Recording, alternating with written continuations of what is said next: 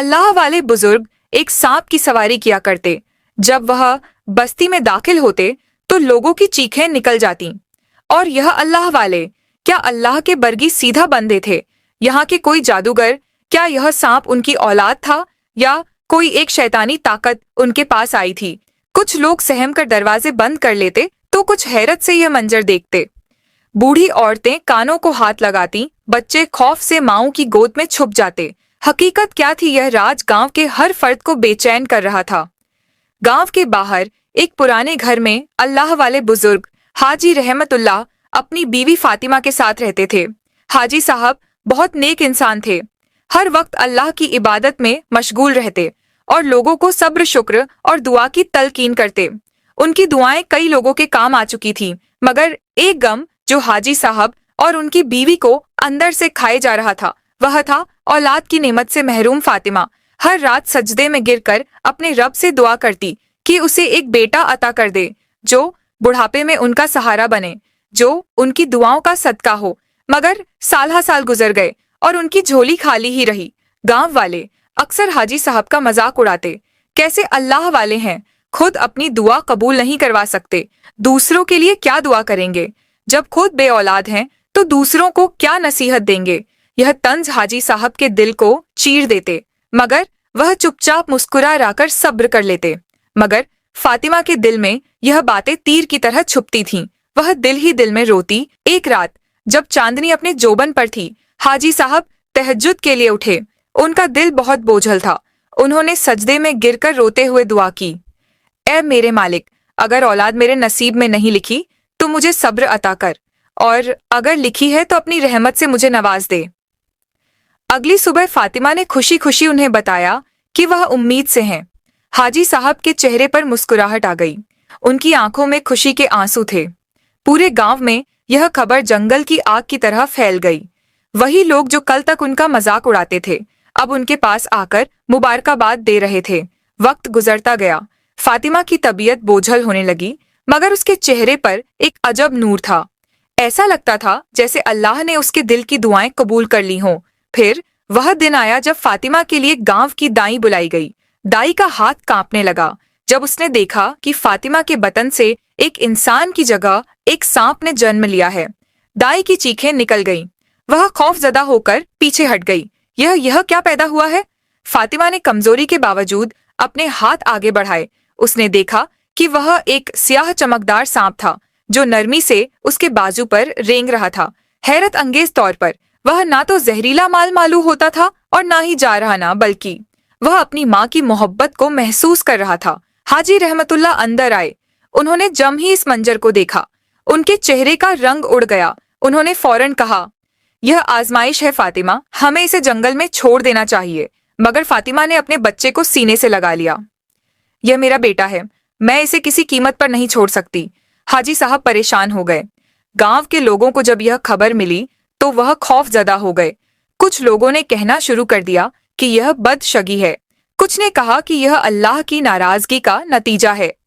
गांव के कुछ बुजुर्गों ने हाजी साहब को समझाया कि वह इस सांप को कहीं दूर छोड़ आए, ना गांव में फसाद हो सकता है। मगर फातिमा अपनी जिद पर कायम रही। वह अपने बेटे को खिलाती संभालती और उससे बातें करती। हैरत की बात यह थी कि वह सांप आम सांपों की तरह नहीं था। वह अपनी माँ को पहचानता था, उसके करीब ही रहता, और जब फातिमा उसे पकड़ती तो वह सुकून से लेटा रहता। हाजी साहब दिन बदन मजीद परेशान होते जा रहे थे। वह सोचते कि अगर यह सांप बड़ा हो गया तो क्या होगा? क्या वह उनके लिए खतरा बन जाएगा? क्या गांव वाले उन्हें बेदखल कर देंगे? मगर फातिमा के दिल में कोई खौफ नहीं था। वह जानती थी कि यह कोई आम सांप नहीं, बल्कि उसकी ममता की आजमाइश है। कुछ ही महीनों में सांप बहुत तेज से बढ़ने लगा। जहां एक आम सांप सालों में इतना बड़ा होता है, वह कुछ महीनों में ही कई गुना बड़ा हो चुका था। उसकी चमकदार स्याह छम, गहरी सब्जा आंखें और लंबाई अब लोगों के खौफ में इजाफा कर रही थी। एक दिन गांव की कुछ औरतें फातिमा के घर आईं। वह हमेशा उसका हालचाल पूछने आती थीं, मगर आज उनके दिल में खौफ था। जो ही उनकी नजर सांप पर पड़ी जो दीवार के साथ लिपटा हुआ था, वह कांप गई। फातिमा बहन, यह दिन बदन बहुत बड़ा हो रहा है। एक औरत ने दबे लफ्जों में कहा, यह सांप आखिरकार दरिंदा है। फातिमा ने तड़प कर जवाब दिया, यह मेरा बेटा है, को नुकसान नहीं पहुंचाएगा। मगर औरतों के चेहरों पर खौफ नुमाया था। जल्द ही यह खबर पूरे गांव में फैल गई कि सांप बहुत बड़ा हो चुका है और वह खतरनाक साबित हो सकता है। अगले दिन गांव के तमाम मर्द हाजी रहमतुल्लाह के पास आ गए। उनके चेहरों पर संजीदगी और परेशानी थी। हाजी साहब, हम आपकी इज्जत करते हैं, मगर यह सांप अब हमारे बच्चों के लिए खतरा बन सकता है। एक बुजुर्ग ने कहा, आप अल्लाह वाले हैं, मगर हमें भी अपनी हिफाजत करनी है। यह सांप कब हमला कर दे कुछ मालूम नहीं। हाजी साहब खामोशी से सुनते रहे। उनकी आंखों में दुख था। वह जानते थे कि गांव वाले गलत नहीं कह रहे, मगर वह यह भी जानते थे कि फातिमा किसी सूरत अपने बेटे को छोड़ने पर राजी नहीं होगी। उन्होंने एक गहरी सांस ली और कहा, मुझे कुछ वक्त दो, मैं अल्लाह से रहनुमाई मांगूंगा। रात को हाजी रहमतुल्लाह सजदे में गिर कर रो पड़े। या अल्लाह, मैं आजमाइश में हूँ, अगर यह तेरी मर्जी है तो मेरी रहनुमाई फरमा। क्या यह वाकई मेरे लिए खतरा है या तेरा कोई राज है जिसे मैं समझ नहीं पा रहा। इधर फातिमा अपने बेटे को सीने से लगाए बैठी थी। वह जानती थी कि वह आम मखलूक नहीं है, मगर उसके दिल में उसके लिए बेहद मोहब्बत थी।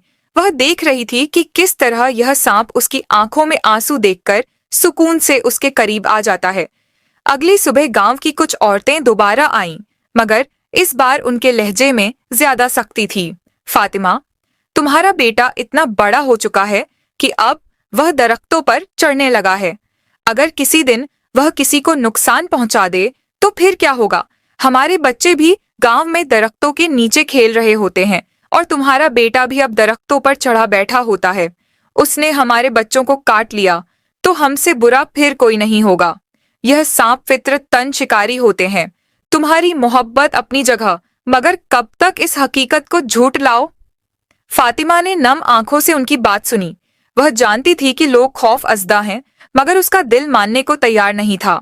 इसी वक्त सांप कमरे के कोने से सर उठाकर बाहर आ गया। उसका स्याह चमकदार जिस्म धूप में और ज्यादा खौफनाक लग रहा था। औरतें घबराकर पीछे हट गईं। देखो, ये कितना बड़ा हो गया है, ये तो किसी दिन हमें खा जाएगा, एक औरत ने चीख कर कहा। फातिमा ने अपने बेटे की तरफ देखा।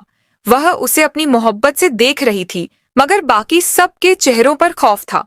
वह जानती थी कि अगर यह सिलसिला ऐसे ही चलता रहा तो गांव वाले कोई सख्त फैसला कर सकते हैं। वह या तो सांप को मार देंगे या फिर हमें ही इस गांव से निकाल देंगे, मगर यह मेरा बेटा है। फातिमा ने आंखों में आंसू ली। कहा, हाँ, मगर तुम्हें भी सोचना होगा कि इसका अंजाम क्या होगा। हम इससे मोहब्बत करते हैं, मगर क्या यह मोहब्बत बाकी सबके लिए खतरा नहीं बन रही। फातिमा खामोश हो गई। बाहर चांदनी रात थी और वह खिड़की से अपने बेटे को देख रही थी, जो आंगन में आराम से लेटा था। उसकी बड़ी सब्ज आंखें चमक रही थीं, जैसे वह सब कुछ समझ रहा हो। यह एक फैसला कुन लम्हा था। क्या फातिमा अपने बेटे को जाने देगी या कोई चमत्कार होगा जो सबको हैरान कर देगा। रात के साए गहरे हो चुके थे। आसमान पर चांद अपनी रोशनी बिखेर रहा था, मगर फातिमा की आंखों में नींद का नामो निशान नहीं था। वह आंगन में बैठी अपने सांप बेटे को देख रही थी, जो जमीन पर चुपचाप लेटा हुआ था। हाजी रहमतुल्लाह ने एक ठंडी आह भरी और फातिमा के करीब बैठ गए। अगली सुबह हाजी साहब और फातिमा ने अपने सांप बेटे को एक कपड़े में लपेटा और जंगल की तरफ निकल पड़े। फातिमा का दिल गम से बोझल था, मगर वह जानती थी कि यह कदम उठाना जरूरी है। जब वह जंगल के अंदर पहुंचे तो फातिमा ने आखिरी बार अपने बेटे को गोद में लिया। बेटा, मुझे माफ करना, मैं तुम्हें कभी नहीं छोड़ना चाहती थी, मगर किस्मत को कुछ और ही मंजूर है। सांप ने नरमी से अपनी माँ के हाथ पर अपना सर रखा, जैसे वह सब कुछ समझ रहा हो। फिर वह आहिस्ता आहिस्ता घने दरख्तों के पीछे गायब हो गया। फातिमा जमीन पर बैठकर झार और कतार रोने लगी। हाजी साहब ने उसे सहारा दिया और दोनों खामोशी से वापस लौट आए। महीने गुजरते गए, मगर फातिमा का दिल बेचैन ही रहा। वह हर रोज शाम के वक्त जंगल की तरफ देखती, जैसे वह किसी चमत्कार की मुंतज हो। हाजी रहमतुल्लाह भी अंदर ही अंदर अपने बेटे को याद करते, मगर सब्र के सिवा कोई चारा न था। फिर एक दिन हाजी साहब की तबीयत बिगड़ने लगी। वह कमजोर हो चुके थे और कुछ ही अरसे में उनकी टांगे काम करना छोड़ गई। अब वह चलने फिरने से कासिर थे।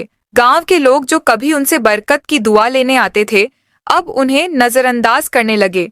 कुछ तो यह भी कहते कि यह उनके अपने अमाल का नतीजा है। यह वही बुजुर्ग है ना जो हमें नसीहत करते थे, अब खुद किस हाल में पड़े हैं। फातिमा दिन रात उनकी खिदमत में लगी रहती, मगर वह अकेली औरत आखिर कितना कर सकती थी। वह हर रोज शौहर को देखकर मजीद टूट जाती, मगर गर वह बेबस थी। एक रात जब गांव के लोग गहरी नींद में सोए हुए थे, फातिमा को आंगन में कुछ आहट सुनाई दी। उसने दरवाजा खोला तो सामने का मंजर देखकर उसकी आंखों से खुशी और हैरत के आंसू निकल आए। उसका सांप बेटा दरवाजे के पास बैठा था, पहले से भी बड़ा और मजीद ताकतवर दिखाई दे रहा था। जैसे ही फातिमा ने उसे देखा, वह तेजी से रेंगता हुआ उसके कदमों में आ गया और सर झुका दिया। बेटा, तुम वापस आ गए, फातिमा ने कांपती आवाज में कहा। सांप ने जैसे सर हिलाकर हाँ में जवाब दिया। फिर वह आहिस्ता आहिस्ता अंदर गया, जहां हाजी रहमतुल्लाह लेटे हुए थे। हाजी साहब ने जब अपने बेटे को देखा तो उनकी आंखों में हैरानी और मोहब्बत का मिलाजुला रंग था। सांप अपने वालिद के करीब आया, फिर अचानक उसने अपने लंबे मजबूत जिस्म को फैलाया और हाजी साहब के सामने झुक गया, जैसे कह रहा हो कि अब वह जहां भी जाना चाहे वह उन्हें अपने ऊपर बिठाकर ले जाएगा। हाजी साहब ने कांपते हाथों से उसके सर पर हाथ रखा और एक आह भरी अल्लाह की शान, जिसे हम आजमाइश समझ रहे थे, वही हमारा सहारा बन गया। फातिमा की आंखों से खुशी के आंसू निकल रहे थे। अगली सुबह गांव वालों ने जो मंजर देखा वह उनकी सोच से बाहर था। हाजी रहमतुल्लाह एक बड़े और ताकतवर सांप की पीठ पर सवार थे और वह उन्हें मस्जिद की तरफ ले जा रहा था। गांव के लोगों की आंखें हैरत से फटी की फटी रह गई। यह क्या, यह सांप तो इनकी सवारी कर रहा है। हमने तो इसे मनहूस समझा था, मगर यह तो अपने वालिद की खिदमत कर रहा है। पूरे गांव में यह खबर जंगल की आग की तरह फैल गई। जो लोग कल तक हाजी साहब को नजरअंदाज कर रहे थे, वे अब हैरानी और शर्मिंदगी से एक दूसरे को देख रहे थे। यह वही सांप था जिसे वे मनहूस और खौफनाक समझ रहे थे, मगर वह अपने वालिद को हर जगह ले जा रहा था। नमाज जनाजे, किसी के दुख सुख, जहां भी हाजी साहब को जाना होता, सांप उन्हें अपनी पीठ पर बिठाकर ले जाता। फातिमा ने आसमान की तरफ देखा और दिल ही दिल में शुक्र अदा किया। अल्लाह ने उसके बेटे को एक मिसाल बना दिया था। कुछ लोग बदगुमानी में पड़ गए, यह कैसे मुमकिन है? कोई आम इंसान किसी सांप पर सवार नहीं हो सकता। यह बुजुर्ग हम सबको धोखा दे रहे हैं। हमने हमेशा इन्हें अल्लाह वाला समझा, मगर यह तो कोई जादूगर लगते हैं। क्या पता इन्होंने किसी शैतानी अमल के जरिए यह सब किया हो। यह सुनकर हाजी रहमतुल्लाह के दिल पर एक और चोट लगी। वह अपनी पूरी जिंदगी गांव वालों के लिए दुआ करते रहे, मगर आज वही लोग उन पर इल्जाम लगा रहे थे। उनकी आंखों में अफसोस और दुख की गहरी परछाइयां थीं। फातिमा ने जब यह सुना तो उठी। यह कैसे लोग हैं?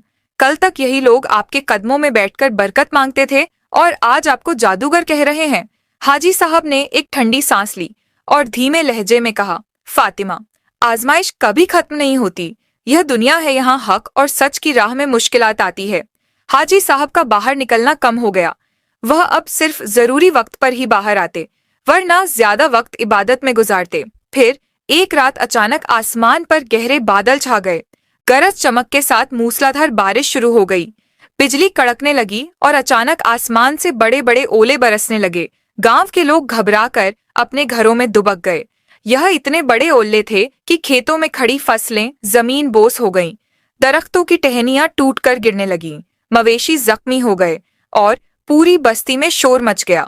यह कयामत की रात थी। गांव वाले अपने घरों में बैठे रहे, मगर हर दिल में एक ही सवाल था, यह हमारे साथ क्या हो रहा है? सुबह जब बादल छटे तो गांव का मंजर ही बदल चुका था। खेत वीरान हो चुके थे, अनाज के दाने तक मिट्टी में दफन हो चुके थे। मवेशियों की लाशें जगह जगह पड़ी थीं और लोगों के चेहरों पर खौफ नुमाया था। हमारी सारी फसल तबाह हो गई। अब हम क्या खाएंगे? यह अल्लाह का अजाब है, हम क्या करें? गांव के लोग भूख और परेशानी के आलम में दिन गुजारने लगे। जो थोड़ा बहुत गल्ला घरों में मौजूद था वह भी तेजी से खत्म हो रहा था। लोग रोटी के एक एक टुकड़े को तरसने लगे। तभी किसी ने कहा, हमें हाजी साहब के पास जाना चाहिए, वही हमें कोई हल बता सकते हैं। पहले तो कुछ लोग हिचक जाए, मगर फिर कहत की शिद्दत ने उनके गरूर को खत्म कर दिया। एक एक करके पूरे गांव के लोग हाजी साहब के दरवाजे पर आ गए। हाजी साहब ने अपने आंसू जब्त किए। वह जानते थे कि यही लोग कल तक उन्हें जादूगर कह रहे थे, मगर आज फिर मदद के तलबगार बनकर आए हैं। भूख से उनके चेहरे जर्द हो चुके थे, आंखों में खौफ और बेबसी थी। बच्चे बिलख रहे थे, माएं बेचैन थीं और बुजुर्ग दुआएं मांग रहे थे। हाजी साहब, हमें कोई रास्ता दिखाइए, हम भूख से मर रहे हैं, हमारे पास कुछ भी नहीं बचा, हम सब खत्म हो जाएंगे। हाजी रहमतुल्लाह चुपचाप अपने सांप बेटे की तरफ देखने लगे। ऐसा लगा जैसे उनकी आंखों में एक सवाल था, एक इल्तजा। वह जैसे कह रहे हो, बेटा मैं क्या करूं? सांप ने अपनी चमकदार आंखों से बाप की तरफ देखा, फिर अचानक उसके मुंह से एक चमकता हुआ हीरा गिरा। हाजी साहब ने हैरानी से वह हीरा अपने हाथ में उठाया। गांव वाले दंग रह गए। ये क्या है? एक आदमी ने हैरानी से कहा। सांप ने एक और हीरा उगल दिया। फिर 3 बड़े और नायाब हीरे हाजी साहब की हथेली पर चमकने लगे। लोग हैरत और खुशी से एक दूसरे को देखने लगे। गांव में मौजूद एक शख्स जो जवाहरात का काम करता था, वह तेजी से आगे बढ़ा और इन हीरों को गौर से देखने लगा। उसकी आंखें हैरत से फैल गईं। यह हीरे तो बहुत ही कीमती हैं, इनकी कीमत का अंदाजा भी लगाना मुश्किल है। वह बोला, अगर हम इन्हें बेच दें तो पूरे गांव के लिए कई सालों का अनाज खरीद सकते हैं। यह सुनकर हाजी रहमतुल्लाह ने आसमान की तरफ देखा और अल्लाह का शुक्र अदा किया। फिर उन्होंने वह हीरे करीबी शहर ले जाकर एक अमीर ताजिर को बेच दिए। ताजिर ने फौरन बड़ी रकम दे दी और हाजी साहब ने उस रकम से एक दूसरे इलाके से अनाज खरीदने का इंतजाम किया। चंद दिन बाद जब बड़े बड़े ऊंटों पर अनाज लदा हुआ गांव में दाखिल हुआ तो लोगों की खुशी की इंतहा ना रही। बच्चों ने खुशी से तालियां बजाई, औरतों ने सजदा ए शुक्र अदा किया और मर्द हाजी रहमत उल्लाह की तरफ अकीदत भरी नजरों से देखने लगे। अल्लाह की शान देखो, हमने इन्हें जादूगर कहा, मगर इन्होंने हमारी जिंदगियां बचा ली। यह बुजुर्ग वाकई अल्लाह के बंदे हैं और इनका बेटा वह तो हम सबके लिए रहमत निकला। हाजी साहब ने मुस्कुराते हुए फातिमा की तरफ देखा, जो आंखों में आंसू लिए अपने बेटे को देख रही थी। उसने अपने सांप बेटे के सर पर हाथ रखा। बेटा, तुमने हम सब पर एहसान कर दिया। गांव वाले अब जान चुके थे कि जो आजमाइश लग रही थी वह दर हकीकत एक नेमत थी। वही सांप जिसे वह मनहूस समझते थे आज उनकी भूख मिटा चुका था। गांव में कहत खत्म। हाजी रहमतुल्लाह ने जो रकम हीरो की फरोख्त से हासिल की थी, उससे सिर्फ अनाज ही नहीं खरीदा, बल्कि एक और अजीम काम का आगाज भी किया। उन्होंने सबसे पहले गांव में खूबसूरत मस्जिद तामीर कराई। वह चाहते थे कि लोग शुक्र अदा करें, नमाज पढ़े और अल्लाह के करीब आए। मस्जिद की तामीर होते ही गांव में एक नई रूहानी रोशनी फैल गई। लोग 5 वक्त की नमाज के लिए आने लगे, अल्लाह के शुक्रगुजार बन गए और उनके दिलों में नरमी आ गई। इसी रकम से हाजी साहब ने बच्चों के लिए एक मदरसा भी कायम किया, जहां दीनी तालीम दी जाने लगी। गांव के गरीब बच्चे जो पहले तालीम से महरूम थे, अब कुरान और दीगर उलूम पढ़ने लगे। गांव में इल्म और दीन की रोशनी फैलने लगी। सांप बेटा अब गांव की पहचान बन चुका था। वह हमेशा अपने वालिद को अपनी कमर पर सवार करके मस्जिद, मदरसा और दीगर जरूरी जगहों पर लेकर जाता। उसकी वफादारी ने गांव वालों के दिल जीत लिए थे। जो लोग पहले उसे एक आफत समझते थे, वह अब उसके दीवाने हो गए थे। वक्त के साथ साथ हाजी रहमतुल्लाह ने एक शानदार और कीमती घर भी गांव में बनवा लिया। वह इज्जत और एहतराम के साथ जिंदगी गुजार रहे थे और फातिमा का दिल भी मुतमिन हो गया था कि उनका बेटा हर लिहाज से अपनी जिम्मेदारी निभा रहा है। सांप ने अपने बेटे होने का मुकम्मल हक अदा कर दिया था। वह सिर्फ अपने वालिद के लिए ही नहीं, बल्कि पूरे गांव के लिए एक नेमत बन चुका था। गांव के लोग आज भी उसे मोहब्बत और एहतराम से देखते हैं और वह बदस्तूर अपनी वफादारी और खिदमत में लगा रहता है। आज की कहानी आपको कैसी लगी? कमेंट बॉक्स में अपनी राय का इजहार जरूर कीजिएगा। मिलते हैं अगली वीडियो में।